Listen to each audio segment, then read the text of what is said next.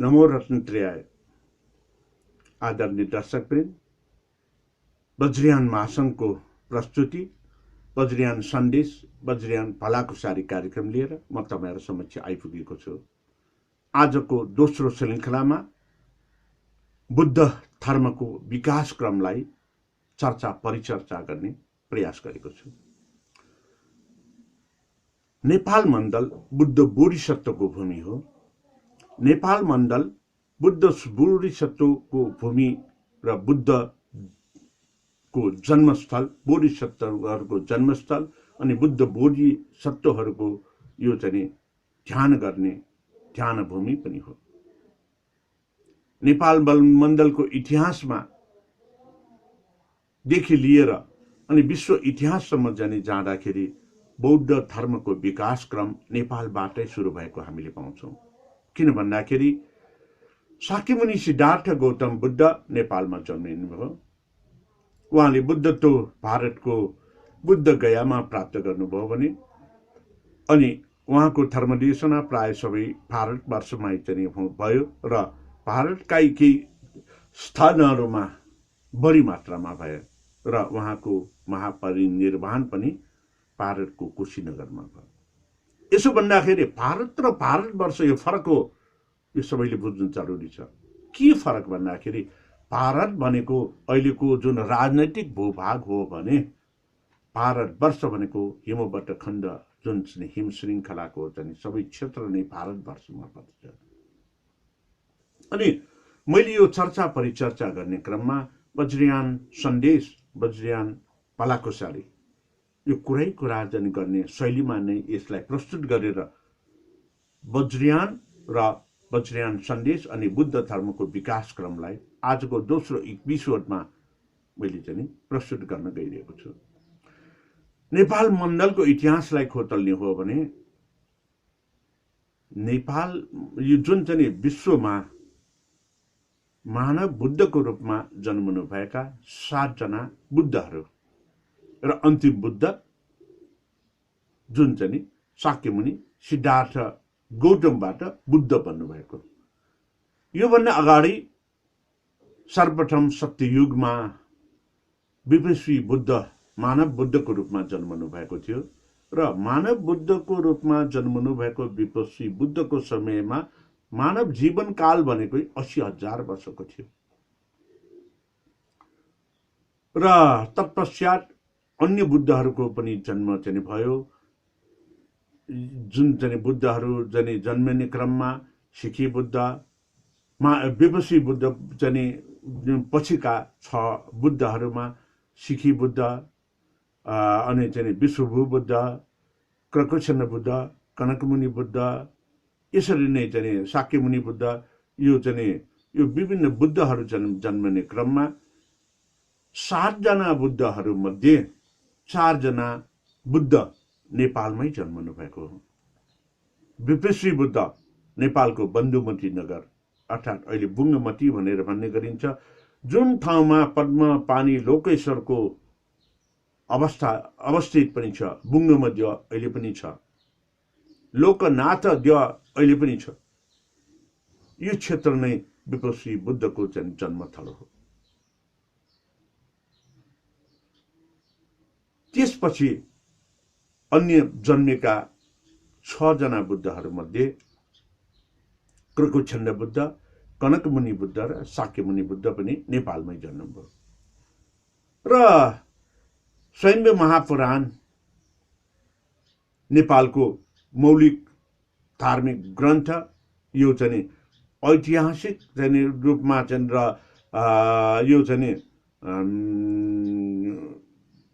जुन चाहिँ हिसाबले चाहिँ स्वयम्भू महापुराण हामीले पाएका छौं, त्यो स्वयम्भू महापुराणको व्याख्या विश्लेषणलाई गहनतम अध्ययन गर्ने हो भने 4 जना बुद्धहरू मध्ये 3 जना जुन चाहिँ पहिला जन्मनु भएका मानव बुद्धहरू विपस्वी बुद्ध, क्रकुशन्न बुद्ध, कनकमुनि बुद्ध नेपालमै जन्मिनुभयो, नेपालमै बुद्धत्व प्राप्त गर्नुभयो, नेपालमै उहाँहरूको परिनिर्वाण हुनुभयो। उहाँहरूको व्यापक रूपमा नेपालमै धर्म देशनाहरू चाहिँ हुने गरेको हामीले प्रमाण पाउन सकिन्छ। कनकमुनि बुद्धको धर्मदेशना भारतमा पनि भएको हामीले पाउन सकिन्छ भने ककुछन्न बुद्धको त्यति साह्रो छैन, विपक्षी बुद्धको त छँदै छैन भने पनि हुन्छ। यो हिसाबमा उहाँ 3 जना बुद्धहरू नेपालमै जन्मनुभयो, नेपालमै बुद्धत्व प्राप्त गर्नुभयो, नेपालमै यो महापरिनिर्वाण प्राप्त गर्नुभयो। त्यसपछि शाक्यमुनि बुद्ध नेपालको लुम्बिनीमा जन्मिएर गृह त्याग गर्दै भारतको अहिलेको भूमिमा पुग्नुभयो र उहाँले बुद्धगयामा बुद्धत्व प्राप्त गर्नुभयो। सारनाथमा धर्मदेशना गर्नुभयो, भारतका विभिन्न ठाउँहरूमा धर्मदेशना गर्नुभयो, हुन त हिमाल पार अन्यत्र पनि धर्मदेशना गर्नुभएको यो हामीले ऐतिहासिक रूपमा पाउन सकिन्छ। तर पनि धेरै जनि धर्मदेशना भारतमा नै भएको हामीले पाउँछौँ र अनि महापरिनिर्वाण पनि भारतमै भयो।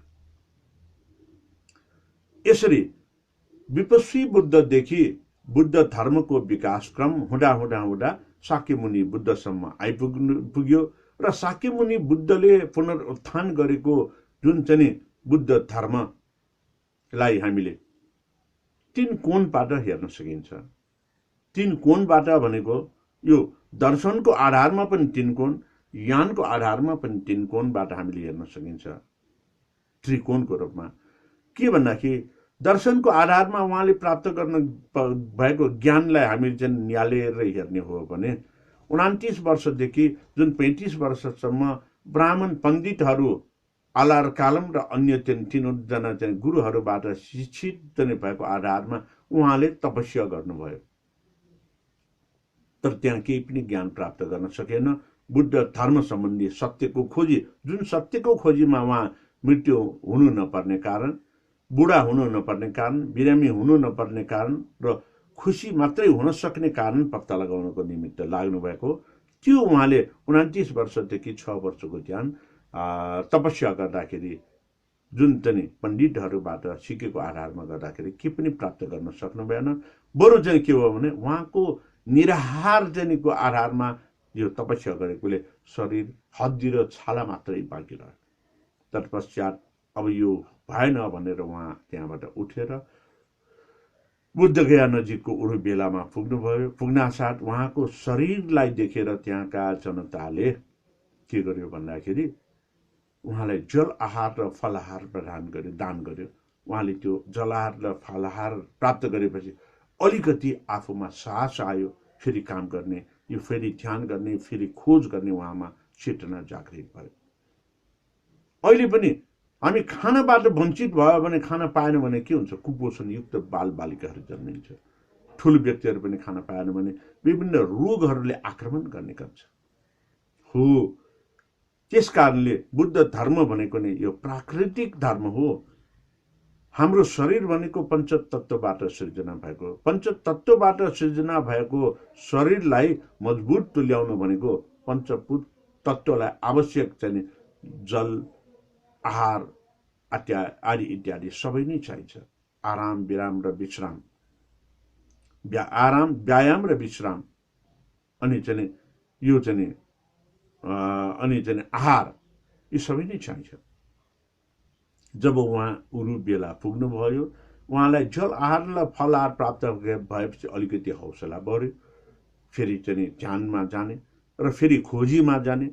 त्यसै अवस्थामा सुजाताले खिर भोजन दान गर्नुभयो। खिर भोजन पनि खाइसकेपछि उहाँले ग्रहण गरिसकेपछि अझ ध्यानमा बस्नुभयो। धेरै बस्नु भएन त्यो बेला, पहिला 6 वर्ष बस्नु भएको थियो भने त्यो बेला 6 दिनमै उहाँले सत्यतासँग साक्षात्कार गर्नुभयो। हेतु फलको ज्ञान उहाँले प्राप्त गर्नुभयो, चतु आर्य सत्यको ज्ञान उहाँले प्राप्त गर्नुभयो, उहाँले सम्यक सम्भूति ज्ञान प्राप्त गर्नुभयो। यो भनेको एउटा ज्ञान प्राप्त गर्दा पहिला चाहिँ उहाँले आलार कालमदेखि अरू 4 जना गुरुहरूबाट शिक्षित भएर पण्डितको चाहिँ ज्ञानबाट चाहिँ खोजी गर्दा तपस्या गर्दाखेरि नपाएको, उरुबेलामा आएर स्वयंले ध्यान गरेको 6 दिनमा नै प्राप्त गरेको भनेको यो स्वयं त्यो बेला उहाँको गुरु कोही पनि थिएन। त्यस कारणले अनि यो क्षण भनेको प्रत्येक बुद्धको क्षण हो। किन भन्दाखेरि प्रत्येक बुद्ध भनेको त्यो बेलामा जन्मिने गर्दछ, त्यो बेलामा देखा पर्ने गर्दछ जुन बेला कुनै पनि धर्मको अर्थात् बुद्ध धर्मको कुनै नाम निशान हुँदैन।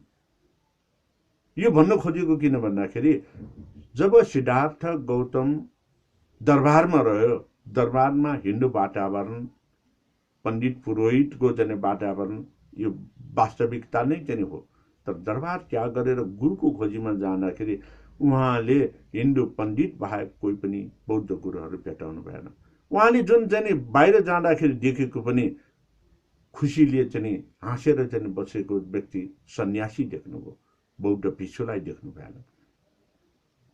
त्यस कारणले त्यो बेला बुद्ध धर्म एकदमै चाहिँ त्यहाँ चाहिँ सुसुप्त अवस्थामा थियो भन्ने कुरा यसले हामीले बुझ्न सकिन्छ। जब सुसुप्त अवस्थामा उहाँले बुद्धत्व प्राप्त गर्नु चाहिँ अगाडि यी सबै खोज नीति गरेपछि बुद्ध गयामा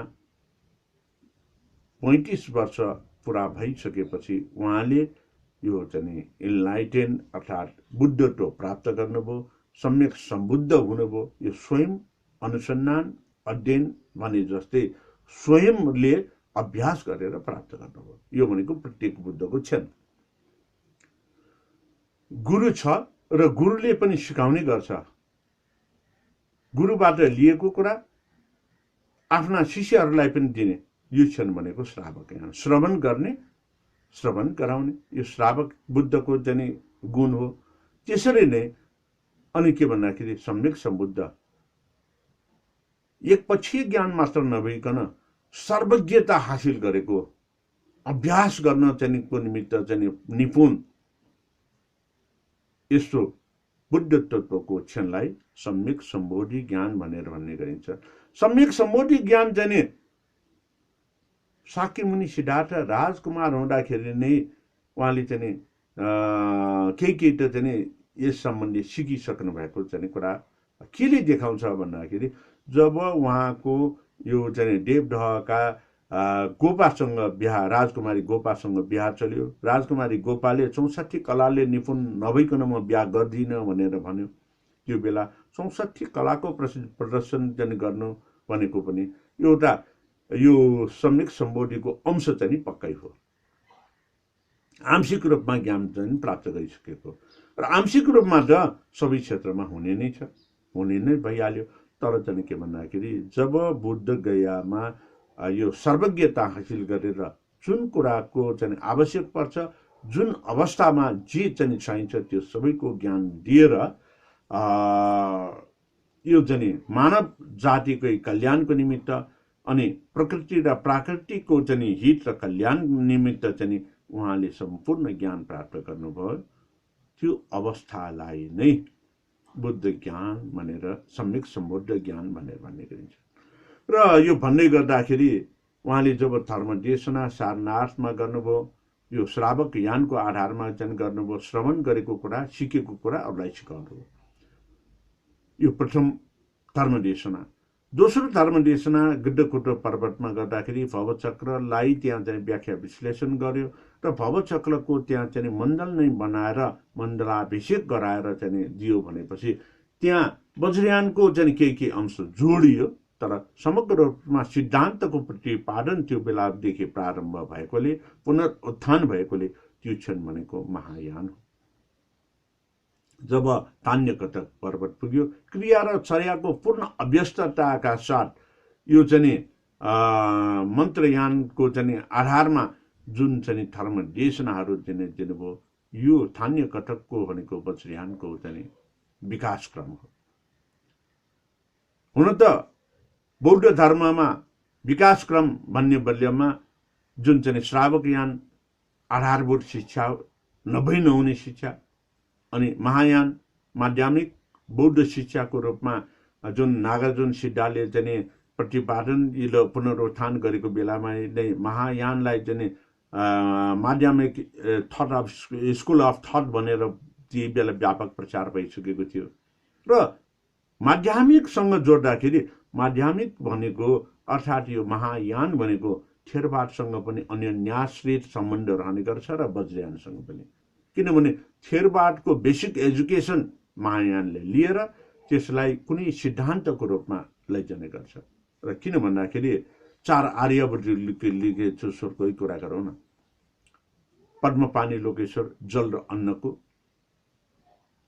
आनन्दादि लोकेश्वर यो चाहिँ शारीरिक स्वस्थताको मानसिक स्वस्थताको लागि, अनि अमोघ पास लोकेश्वर मृत्यु र जन्मको हेतु फलको चाहिँ बीचको जुन चाहिँ कुरालाई सहज गर्नको निमित्त, अनि श्रेष्ठकान्त लोकेश्वर हाम्रो प्रत्येक अङ्ग प्रत्यङ्गबाट प्रत्येक ज्ञान फैलाउनको निमित्त।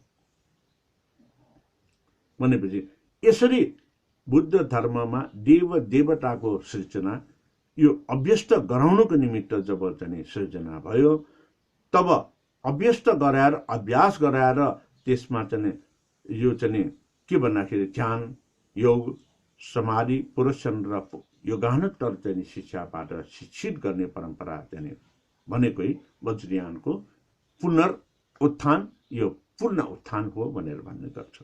र यस सन्दर्भमा चाहिँ हामी जब चाहिँ लाग्ने गर्छौँ, बुद्ध धर्मको विकास तिनै यानबाट, तिनै श्रावक बुद्ध, प्रत्येक बुद्ध र सम्यक सम्बुद्धको चाहिँ माध्यमबाट शाक्यमुनि सिद्धार्थ बुद्ध, गौतम बुद्ध चाहिँ सम्म आइपुग्दाखेरि नै भइसकेको थियो। र त्योभन्दा पहिले विपश्ची बुद्धकै चाहिँ समयमा जुन चाहिँ काठमाडौँ उपत्यकामा नेपाल मण्डल भनेर चाहिँ जुन काली नागदह भइराखेको अवस्थामा विपश्ची तथागत बुद्धले कमलको फूलको नागार्जुन डाँडाबाट जुन चाहिँ बिउ रोपेर बीजारोपण गर्नुभयो भनेपछि यो पूर्ण रूपमा अभ्यस्त भएर यसलाई सुन्दर तलाउको रूपमा विकास गर्न, यसको सृजनाको निमित्त अत्यावश्यक कमलको फूल फलाउनुको निमित्त भनेपछि त्यो अभ्यास व्यावहारिक रूपमा गरिएको अभ्यास हो। त्यसकारणले त्यो बेला क्रियाचर्याको विकास भइसकेको यसले आभास दिने गर्दछ। नेपाल मण्डल बुद्ध बोधिसत्वहरूको जन्मथलो र यो चाहिँ विचरण थलो, अर्थात् यो धर्म देशना गर्ने थलो। त्यही भएर विश्व इतिहासमा नेपाल नै एउटा यस्तो देश हो जुन देशमा विपश्ची बुद्ध सत्य युगदेखि निरन्तरता रूपमा अहिलेसम्म पनि अविच्छिन्न रूपमा बुद्ध धर्मको विकासलाई निरन्तरता दिइरहेको छ। यो श्रेय वज्रयान बौद्ध धर्मलाई नै जान्छ। किन भन्दाखेरि जुन राणा शासनको समयमा 5 जना भिक्षुहरूलाई त देश निकाला नै गरेको थियो। बौद्ध धर्मको चाहिँ कुरा गर्यो भने त्यहाँ चाहिँ कानुनी कारवाही हुन्थ्यो, बौद्ध ग्रन्थहरू सबै जफत गरेर जलाइने, गाड्ने आदि इत्यादि भएको थियो।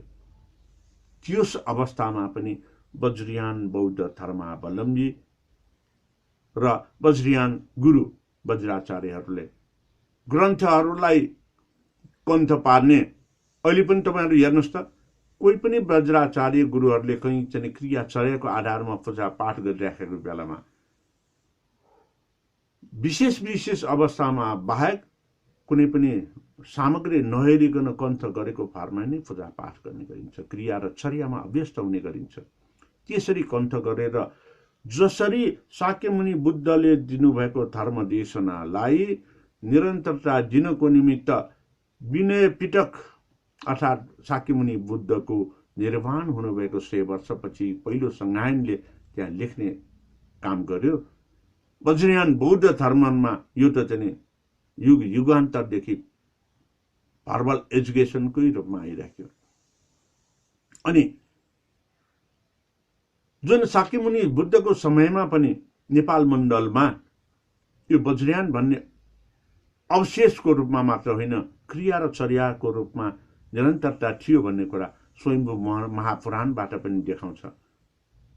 स्वयम्भू महापुराण प्राकृतिक भाषामा लेखेको स्वयम्भू महापुराण पनि छ भन्ने सुनिएको छु राष्ट्रिय अभिलेखामा।